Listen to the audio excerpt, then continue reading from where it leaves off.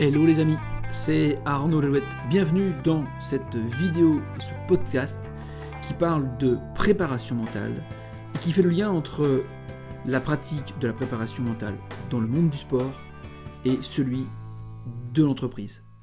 Bonne écoute. Bonjour à toutes et tous, bienvenue dans cette vidéo et ce podcast.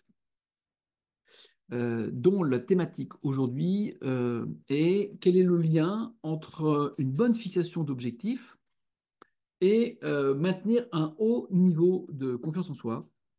Et quand je parle de haut niveau de confiance en soi, vous savez, c'est cette confiance qui nous fait avoir le déclic, c'est cette confiance qui nous permet après de nous projeter et de nous donner le sentiment que tout est possible et que tous les objectifs sont à notre portée. Et pour ça, je voudrais partager avec vous euh, mon dernier Alpha Ironman en triathlon que j'ai effectué mi-septembre dernier à Knokke-le-Zout, en Belgique. C'était la première édition de cette course. Alors, pour les non-initiés, euh, la distance Alpha Ironman, c'est d'abord 1,9 km de natation. Puis après, on a une transition à pied, on sort de l'eau, on court, on se dirige vers le parc à vélo. Et une fois qu'on a changé de tenue, on a enlevé la combinaison, on s'est essuyé, on a enlevé le sable sur les pieds, on enfile sa combinaison pour le vélo, puis la course à pied. On appelle ça une trifonction. D'accord, on s'équipe d'un casque, on va chercher son vélo, et puis on court à côté du vélo, et puis à la sortie du parc à vélo, on a une zone sur laquelle on peut monter sur le vélo, et là on part pour 90 km de vélo. Et pareil, on revient sur ce même parc de transition, on saute du vélo dans une zone bien délimitée, on court à côté du vélo, on pose le vélo, voilà, on enlève les chaussures de vélo, on met les chaussures de course à pied, et puis on prend les accessoires nécessaires, et là on part pour l'équivalent d'un semi-marathon. Tout cumulé, on est à peu près sur 115 km. Alors, euh, moi, dans la préparation de cette course, si on revient sur les objectifs et les différentes fixations d'objectifs, j'ai donc décliné et préparé ma course avec des objectifs de résultats, de performance et de process. Et ce que je voudrais partager avec toi dans cet échange, eh ben, c'est que j'ai échoué. C'est-à-dire que je m'étais fixé un temps qui était de réaliser cette distance en moins de 6 heures, puisque j'avais un record personnel à 6h19. J'avais choisi ce parcours parce qu'il correspondait à mon gabarit, donc plutôt quelque chose d'assez roulant, sans trop de dénivelé. Et donc, je m'étais fixé comme premier objectif un finisher sur ce type de distance. Voilà, on n'est jamais abri d'aléas mécaniques, santé, météo qui pourraient nous empêcher de finir. Donc, premier objectif de résultat, c'était finisher. Le deuxième, c'était, j'espère, être inférieur à 6 heures. Et là, j'avais un objectif très ambitieux qui était, bon, bah, si tout va bien, j'ai les jambes de feu, 5h30. Oui, maintenant 6h19, ça paraît énorme, mais 5h30, pourquoi pas. Et puis j'avais dans ma tête quand même un objectif qui était 5h45. Voilà. Donc j'avais trois niveaux d'objectifs de résultat. Et ça, c'est la première clé que je voudrais partager avec toi. C'est que moi, je me fixe des objectifs, j'ai toujours une tranche haute, une tranche milieu, une tranche basse. D'accord? Ce qui me permet, en fonction de la façon dont va se dérouler la course, eh ben, très très vite de me recalibrer sur eh ben, l'objectif du jour en fonction des aléas qui vont être les miens. Voilà. Et puis, je me fixe d'autres objectifs, comme des classements. Voilà, je me dis, allez, si sur cette course, j'arrive à être dans les deux tiers dans ma catégorie, ce sera pas mal. Souvent, je suis dans le dernier tiers. Et puis, j'essaie même de le spécifier. C'est-à-dire que, bon, en natation, là, par contre, en natation, c'est là où c'est mon point fort. Allez, si je peux être dans la première moitié, c'est pas mal aussi. Vélo, si je peux être dans les deux tiers, c'est pas mal, parce que je suis souvent dans le dernier tiers. Et pareil, course à pied. Je suis dans les deux tiers, si possible, alors que je suis dans le dernier tiers. Voilà, donc vous voyez, je me mets quelques petits objectifs qui sont plus ou moins ambitieux. Et là, c'est la deuxième clé que je voudrais te partager avec toi, c'est que moi, j'ai toujours un cocktail d'indicateurs. Voilà, parce que j'aime bien avoir plusieurs indicateurs, des indicateurs de performance qui sont génériques, une place, finisher, et puis un temps. Voilà. Et puis on verra après, j'ai aussi des indicateurs de mesure qui sont moins des indicateurs importants, mais qui me permettent de mieux comprendre ce qui s'est passé. Voilà. Et donc, je n'ai pas atteint mon objectif. Voilà. Et pour autant, donc c'est un échec, puisque je réalise finalement 6h31, donc bien moins bonne performance même que mon précédent record 6h19. Et pourtant, c'est le paradoxe, et pourtant, j'ai le sentiment d'avoir fait une super course, d'avoir été super performant, euh, et je suis ressorti de cette course avec un niveau de confiance plus, et ce fameux déclic qui m'a fait du coup décider de me projeter sur la distance Rennes, la distance supérieure, la distance Ironman où on double les distances. Alors, tu me dis, bah, c'est quand même paradoxal. On échoue et pourtant on a le sentiment d'être content, d'être performant. Est-ce qu'on peut se dire qu'on a été performant malgré l'échec du résultat? Bah, c'est ce que je vais aborder avec toi dans la suite de cet échange, de ce podcast et de cette vidéo. En effet, pourquoi je dis ça? Parce que pour atteindre ce résultat, j'ai défini des indicateurs de performance. Donc pour moi, ça a été de dire, voilà, discipline par discipline, natation, voilà, je m'étais dit, allez, généralement je fais en 38 minutes, si je fais 35 minutes, voilà, et si même je peux descendre en 35, ce serait top. Donc, vous voyez, 38, bah, je fais ce que je sais faire, 35, ce serait pas mal, et puis, ben voilà, on sait jamais, hein, si je peux aller chercher un peu moins de 35. Et pareil, voilà, sur toutes les disciplines, vélo, voilà, vélo, je me suis dit, allez, vélo, en principe, je dois descendre sous les 3 heures, je dois pouvoir faire 2h45. Mon précédent record, c'était 3 heures pile. Et puis, la course à pied, j'ai un temps de référence que je sais très largement battable, puisque j'avais un record personnel à 2h20 sur semi-marathon en triathlon. Et là, je me suis dit, bon, allez, 2h20, je vais aller chercher 2 heures si je peux. Donc, de toute façon, si je fais moins de 2h20, ce sera réussi. Si je fais 2 heures, ce sera super.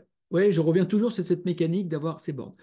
Voilà, donc j'ai des indicateurs de performance sur chacune des disciplines, sur chacune des transitions, qui me permet de raisonnablement pouvoir me dire, voilà, le moins de 6 heures, ça tient la route. 5h45, j'ai mes temps de passage pour faire 5h45. Et puis bon, voilà, si ça se passe bien, que j'ai les jambes de feu, bah, je sais que si je nage plus vite, si je fais un bon vélo et surtout si je fais la course à pied de mes rêves, le 5h30, il est accessible. Voilà. Alors qu'est-ce qui s'est passé? Je vais y revenir après. Et puis forcément, je décline ça en objectif de process. Et là, pour tenir ces allures, j'ai un protocole d'alimentation qui est réglé comme du papier à musique au quart d'heure près. Je sais ce que je dois prendre. Est-ce que c'est de l'hydratation? Est-ce que c'est un gel? Est-ce que c'est du solide? Est-ce que c'est du sucré? Est-ce que c'est du salé? Donc tout est méthodiquement planifié. J'ai même un petit papier scotché sur mon vélo. Voilà, qui me permet exactement de savoir quoi faire. Mon compteur va sonner toutes les quarts d'heure moment auquel je dois pouvoir m'alimenter. J'ai exactement le même protocole pour la course à pied. Je sais exactement quels sont mes indicateurs de vitesse, de pulsation et de puissance vélo que je dois garantir. Je sais exactement quelles sont les allures que je dois tenir. Bref, dans l'action, là encore, j'ai fait ces fameux indicateurs de mesure, d'accord, qu'on pourrait assimiler à la pression des pneus, qu'on pourrait assimiler à la jauge à essence, qui me permettent de me repérer. Et si je mets tout ça en place, ça doit donner les performances que j'imagine faire. Et si je tiens les performances que j'imagine faire, voilà, avec l'aide de Dieu, je dois pouvoir aller garantir mes indicateurs de résultats. Donc voilà, ça, tu vois, c'est ce qu'on a vu ensemble dans les précédentes vidéos ou dans les précédents podcasts. Je vous remettrai les liens un peu plus bas. Je fais une super natation puisque je sors en 28 minutes. Alors là, on a eu un bol de dingue puisque on a eu de courants favorables. Donc toi, j'ai explosé mon temps puisque j'ai nagé près de 20 minutes, 28 minutes. Je t'avais dit, je voulais sortir de la première moitié de la natation. J'ai même fait mieux puisque je sors dans le premier tiers et je sors même dans le premier quart puisque je sors 24e sur 144. Donc je fais une super natation. Je sens que j'ai très bien nagé. Je sens que je sors très tôt. J'ai vu dans l'eau, puisqu'on a des bonnets de couleurs différents en fonction des heures de départ et des catégories d'âge, j'ai vu que j'ai énormément remonté des gens qui étaient partis dans le sas avant moi.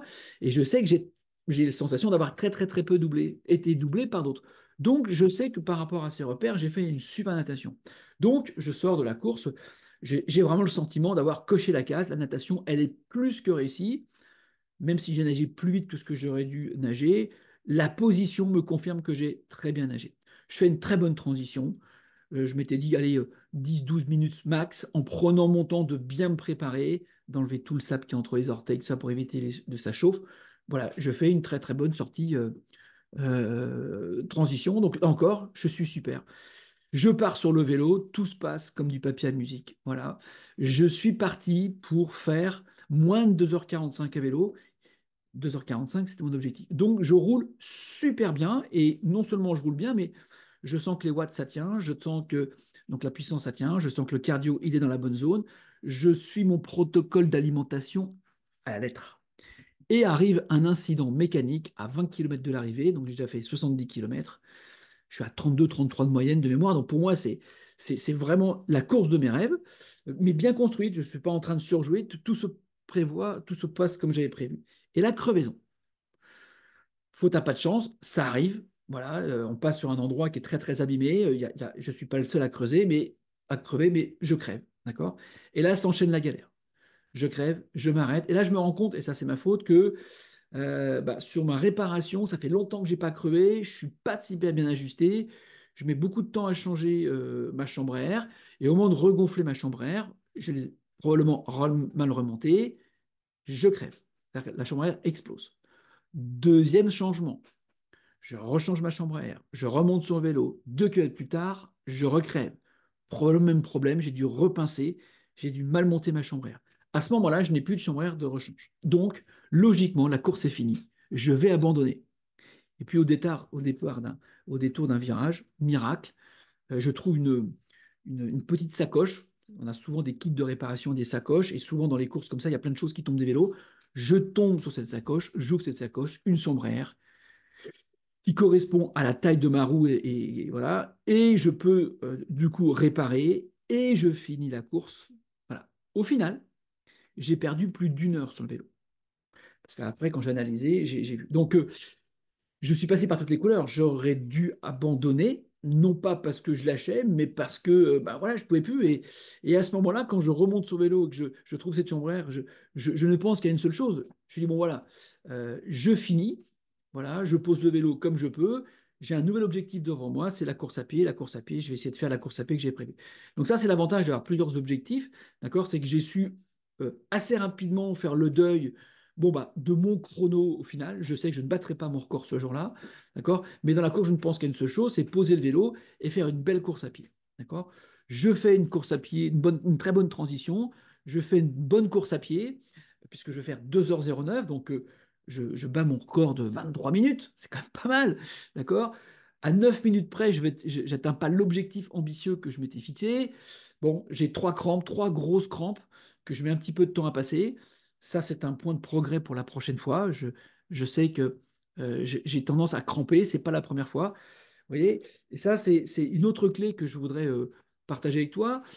C'est que quand on a justement des indicateurs assez précis, assez nombreux, eh ben, quand on va débriefer sa course, on va pouvoir, au-delà de l'échec du résultat final, hein, puisque je le dis, je ferai 6h31, je peux identifier exactement ce que j'ai bien réussi, donc la natation, la partie vélo, parce que si j'enlève cette relais mécanique, j'étais parti pour exploser mon vélo, d'accord? Donc ça reste une très belle performance si j'arrive à isoler ce moment. Et puis la course à pied, eh ben, je fais aussi une bonne paire puisque je bats mon record, je n'atteins pas mon objectif très très ambitieux, mais j'ai identifié par contre que ce qui a été pénalisant pour moi, c'est ces crampes qui arrivent à des moments clés. Donc à moi de travailler maintenant sur du renforcement musculaire ou peut-être qu'il faut que je revoie mon alimentation ou mon hydratation. Bref, ouais, c'est que cette, cette bonne fixation d'objectifs me permet de repartir avec une analyse objective qui me permet d'identifier, et ça c'est la cinquième clé, qui me permet d'identifier des points forts, d'accord, sur lesquels je vais capitaliser, mais plutôt de me dire que j'ai été nul, qui me permet d'identifier aussi les points de progrès qui seront des objectifs concrets de process ou de performance pour la fois prochaine. Et là, je sais que j'en ai deux majeurs, c'est être plus performant dans la réparation mécanique si jamais j'ai une casse, j'ai une crevaison. Donc ça, c'est 100% sous mon contrôle. J'aurais pu réparer mieux, plus vite. d'accord? Et donc rester dans la course. Et puis le deuxième, c'est que je sais que j'ai un petit travail à faire en renfort musculaire pour éviter que, avec la fatigue qui s'accumule, eh ben, mon corps crampe. Voilà. Par contre, ce qui est très positif, c'est que malgré ces crampes, j'ai su repartir et j'ai su maintenir mes allures. Donc, j'ai pas tenu mon allure au global, ok, mais par contre, indépendamment de ces crampes, j'étais capable de relancer et de retenir mes allures. Voilà. Donc, c'est pour ça que oui, j'ai échoué. Oui, j'ai le sentiment d'avoir été performant parce que si j'enlève cette heure-là, je devais faire 5h30. Et donc 5h30, j'étais sur la partie très très très très haute de mon objectif final. Donc, des sources de satisfaction, des sources de confiance en soi, malgré le fait que je fais 6h31, et c'est le paradoxe, parce que à l'arrivée, je le sens, j'ai le sourire, je ne suis pas en train de faire la tête. Voilà, j'ai accepté aussi pendant la course, parce que j'avais tous ces indicateurs, j'ai accepté de dire, OK, eh ben, le vélo, c'est fini. Le record personnel, c'est fini, mais il y a encore plein de bonnes choses sur lesquelles je peux me mobiliser pour faire une course pleine. Et à ce moment-là, moi, j'ai qu'une envie, hein, c'est quand même de finir la course, d'avoir le t-shirt et la médaille. Donc, voilà, je voulais illustrer cette importance parce que j'ai le sentiment d'avoir été performant. J'ai le sentiment d'avoir monté ma confiance en moi grâce à l'analyse de ces petits indicateurs qui me rendent compte que ouais, j'ai fait le taf et que tout ce que j'avais mis en place à l'entraînement a payé. Maintenant, bah oui, la météo a été favorable pour moi, elle m'a fait nager plus vite. À l'inverse, la crevaison, bon, bah, je fais partie de ceux qui ont crevé, et ça, c'est la faute à pas de chance. Après, les autres crevaisons, ça, c'est sous mon contrôle. Voilà, donc j'ai ce sentiment d'avoir bien bossé, mais bien entraîné, et que, bah, dans ma tête, ouais, le 5h30, je l'avais dans les jambes, et c'est ça qui compte pour moi pour le futur, pour garder cette confiance, cette motivation intacte, et me reprojeter dans le futur. Voilà, donc en synthèse, les quelques clés que je voulais aborder avec toi, donc hein, être très très précis, avoir des indicateurs très précis et toujours avoir une tranche mini, une tranche moyenne et une tranche haute, ce qui permet beaucoup plus rapidement, en fonction de nos objectifs, eh ben, de se reparamétrer, d'être toujours dans le game. Euh, Ces indicateurs de résultats sont déclinés en indicateurs de performance et des indicateurs de mesure qui permettent de dire bah, ça c'est la perf, mais cet indicateur de mesure, par exemple ma fréquence cardiaque, par exemple la puissance, par rapport aussi le nombre de boissons que j'ai pu ingérer ou pas, sont des indicateurs qui me permettent de me dire ok, tu es en train de mettre en place ce qui est bon pour faire ta performance. Euh, L'autre clé, prendre le temps de rentrer justement dans l'analyse de tous ces indicateurs de résultats, de performance et de process, ça nous permet vraiment d'objectiver ce qui a été bien réalisé, d'accord, ce qui a été mal réalisé, et dans les deux cas, ce qui a été bien ou mal réalisé, ben, ce qui était 100% sous mon contrôle et ce qui était pas sous mon contrôle. Comme je le disais, la natation, j'ai bénéficié d'un courant bénéfique. Ça n'empêche que j'ai quand même bien nagé, si je compare tous les indicateurs. Donc, ce n'est pas juste grâce euh, au courant, d'accord? Mais quand même, 28-30 minutes, c'est grâce au courant. Et inversement, sur la partie vélo, cette crevaison, si je retraite toutes les données, voilà, je fais une super course. Voilà, donc une bonne fixation d'objectifs, ça permet mentalement de bien se préparer à être performant, ça permet de bien calibrer les entraînements, ça permet aussi de maintenir un haut niveau de motivation, et donc tu l'as compris, c'est ce sur quoi je voulais finir, ça permet aussi de maintenir ou de garder ou de capitaliser un haut niveau de confiance. Voilà, merci. Rendez-vous pour une prochaine vidéo podcast très prochainement. Et n'hésite pas dans les commentaires si tu as des thématiques, si tu veux partager aussi des expériences sur cette notion de fixation d'objectifs qu'on va retrouver dans le sport, dans les études ou en entreprise, bah, écoute, je serais ravi de les partager avec toi. Voilà, à bientôt, bons entraînements, bonne préparation mentale, bye bye. Merci beaucoup d'avoir écouté ce podcast ou regardé la vidéo. Si le sujet t'a intéressé, n'hésite pas à le partager avec le plus grand nombre et puis pense à t'abonner à la chaîne YouTube ou alors à t'inscrire sur ma newsletter.